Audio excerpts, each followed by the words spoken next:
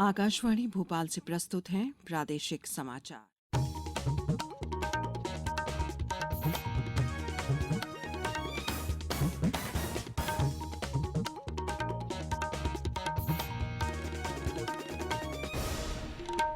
नमस्कार, समाचारों के साथ मैं शेख महजबीन अल्माज।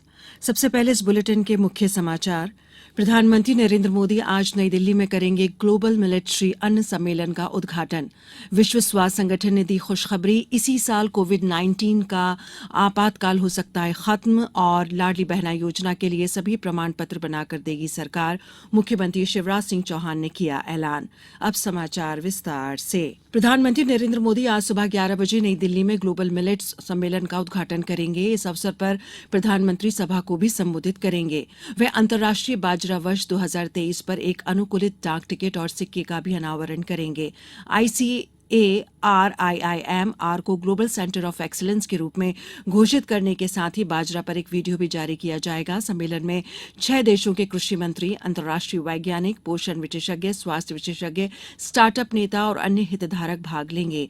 इनमें से 100 से अधिक देशों के प्रतिनिधि और दुनिया भर से कई हितधारक इस कार्यक्रम में शामिल होंगे। प्रधानमंत्री नरेंद्र मोदी ने मन की बात के 99वें एपिसोड के लिए लोगों से उनके सुझाव आमंत्रित किए हैं। यह एपिसोड इस महीने की 26 तारीख को प्रसारित किया जाएगा। प्रधानमंत्री ने अपने ट्वीट में कहा कि कई लोग अपने इनपुट साझा कर रहे हैं और प्रेरक प्रयासों को उजागर कर रहे हैं जो सामाजिक बदलाव ला रहे हैं। उन्होंने लोगों से माईगॉव या नमो ऐप पर अपने इनपुट साझा करने या संदेश रिकॉर्ड करने के लिए फोन नंबर 1800117800 डायल करने का आग्रह किया है। विश्व स्वास्थ्य संगठन WHO ने कहा है कि कोविड-19 महामारी इस वर्ष स्थिर हो सकती है। ये फ्लू के समान खतरा पैदा करेगी।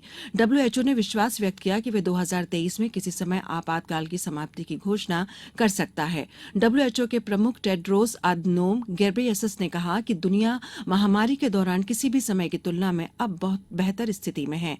उन्होंने विश्वास व्यक्त किया कि इस वर्ष WHO ये कहने में सक्षम होगा कि अंतर्राष्ट्रीय चिंता और सार्वजनिक स्वास्थ्य आपातकाल के रूप में कोविड-19 खत्म हो गया है। भू आधार से भूमि के लेन देन में पारदर्शिता आएगी। इससे आर्थिक और सामाजिक समृद्धि की शुरुआत होगी। ईज ऑफ लिविंग की दिशा में भू आधार एक और कारगर कदम साबित होगा।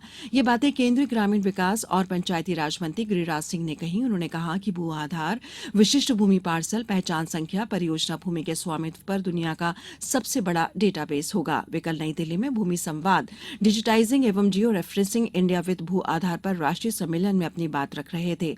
श्री सिंह ने कहा कि एक बार भूमि अभिलेखों और पंजीकरण की डिजिटलीकरण प्रक्रिया पूरी हो जाने के बाद ये भूमि विवादों से जुड़े अदालती मामलों की बड़ी संख्या को कम करने में मददगार साबित होगा। स्वच्छता को आदत के साथ साथ जन आंदोलन बनाने की आवश्यकता है, तभी स्वच्छता की दिशा में बड़ा प्रयास किया जा सकता है। ये बातें नगरीय प्रशासन एवं विकास विभाग के आयुक्त भरत यादव ने कही। आयुक्त ने कहा कि नगरीय विकास एवं आवास विभाग द्वारा स्वच्छ भारत अभियान में विशेष प्रकोष्ठ कार्यरत हैं। उन्होंने कहा कि साफ सफाई और कचरे के उचित निपटारे के साथ अब कचरे को आय अर्जन का साधन बनाने के प्रयास किए जा रहे हैं।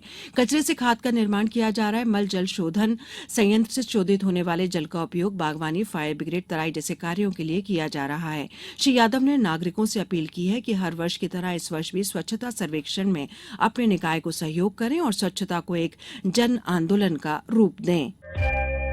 ये समाचार आप आकाशवाणी भोपाल से सुन रहे हैं। हमारे समाचारों को अब आप कभी भी और कहीं भी अपनी सुविधा के अनुसार सुन सकते हैं। ये समाचार बुलेटिन YouTube, ट्विटर और फेसबुक पर AIR न्यूज भोपाल पेज पर सुने जा सकते हैं। इसके अलावा आप हमारी वेबसाइट newsonair.com पर या AIR न्यूज ऐप पर भी समाचार सुन सकते हैं। समाचारों में एक बार फिर आपका स्वागत है। मुख्यमंत्री शिवराज सिंह चौहान ने कल खरगोन जिले के अनकवाड़ी में लाडली बहना योजना और पैसा नियम जागरूकता सम्मेलन को संबोधित किया।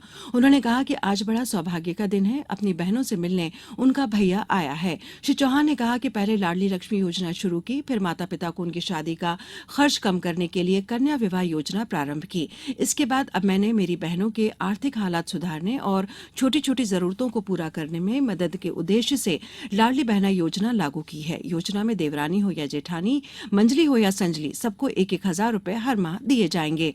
उन्होंने कहा कि सभी प्रमाण पत्र सरकार बनवा कर देगी। फॉर्म 25 मार्च से भरने शुरू होंगे। अब कुछ समाचार संक्षेप में। सतना जिले के मैहर में प्रतिवर्ष होने वाले उस्ताद अलाउद्दीन खां समारोह की शुरुआत हो गई। 48वें बाबा उस्ताद अलाउद्दीन खां समारोह का शुभारंभ सांसद सतना गणेश सिंह ने किया। गुना जिले में जिला स्तरीय रोजगार मेले में 262 आवेदकों को ऑफर लेटर मिला है। मेले के लिए 520 आवेदकों ने ऑनलाइन आवेदन दिया था। गुणवत्ता युक्त स्कूली शिक्षा के लिए पन्ना जिले में अब प्राथमिक कक्षाओं के शिक्षकों को टैबलेट की सुविधा भी दी जा रही है। टैबलेट क्रय हेतु प्रति शिक्षक 10,000 रुपए शासन की तरफ से हस्तांतरण की प्रक्रिया प्रारंभ हो गई है। डिंडोरी जिले में बारिश से किसानों के चेहरों पर चिंता की लकीरें खिंच गई हैं। जिले में कल तेज बारिश हुई है। इंदौर के पास स्थित महू के बड़गोंदा में एक महिला की मौत एवं उसके बाद उपजे विवाद की घटना की मजिस्ट्रियल जांच शुरू कर दी गई है।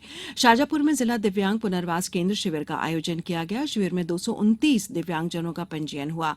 वहीं 105 नवीन दिव्यांगजनों को दिव्यांगता प्रमाण पत्र भी वितरित किए गए। शिवपुरी में रोजगार मेला लगाया गया है, जहां पर 340 युवाओं ने भागीदारी की। इनमें से 164 युवाओं को कंपनियों के द्वारा रोजगार का ऑफर लेटर दिया गया है। बालाघाट में खाद्य सुरक्षा अधिकारियों की टीम ने की छापामार कार्यवाही। इस दौरान दूध एवं दुग्ध उत्पाद के 32 नमूने जांच के लिए प्रयोगशाला भेजे गए। आगरमालवा जिले में रबी उपार्जन वर्ष 2023-24 के लिए 43 खरीदी केंद्रों पर गेहूं खरीदी 25 मार्च से शुरू होगी। इसके लिए पंजीकृत किसान 21 मार्च से स्लॉट बुक करवा सकेंगे। रायसेन जिले में जिला योजना समिति के लिए नियत 16 पदों के लिए निर्वाचन हेतु सम्मेलन आयोजित किए गए हैं, जिसमें जिला योजना समिति के सदस्यों का निर्वाचन किया गया। अशोकनगर जिले के मुंगावली में आकाशीय बिजली गिरने से बरखाना के इंद्रपाल सिंह यादव की मौत हो गई।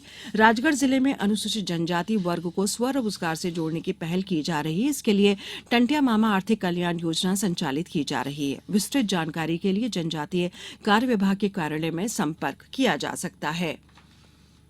चना मसूर सरसों उपार्जन राज्य में 25 मार्च से चना मसूर तथा राई सरसों का न्यूनतम समर्थन मूल्य पर उपार्जन 25 मार्च से प्रारंभ होने जा रहा है। ये जानकारी किसान कल्याण तथा कृषि विकास मंत्री कमल पटेल ने दी। उन्होंने बताया कि उपार्जन 31 मई 2023 तक किया जाएगा। श्री पटेल ने बताया कि आत्मा प्रोजेक्ट में कार्य करने संविदा कर्मियों के वेतन में 25% की वृद्धि की गई है। कृषि मंत्री श्री पटेल ने कहा कि रबी सीजन 2022-23 में 25 मार्च से उपार्जन करने के लिए नीति जारी कर दी गई है। अंत में मुख्य समाचार एक बार फिर। प्रधानमंत्री नरेंद्र मोदी आज नई दिल्ली में करेंगे ग्लोबल मिलिट्री अन्न सम्मेलन का उद्घाटन। विश्व स्वास्थ्य संगठन ने दी खुशखबरी, इसी साल कोविड-19 का आपातकाल हो सकता है खत्म और लाडली बहना योजना के लिए सभी प्रमाण पत्र बनाकर देगी सरकार। मुख्यमंत्री शिवराज सिंह चौहान ने किया ऐलान। इस बुलेटिन में इतना ही। नमस्कार।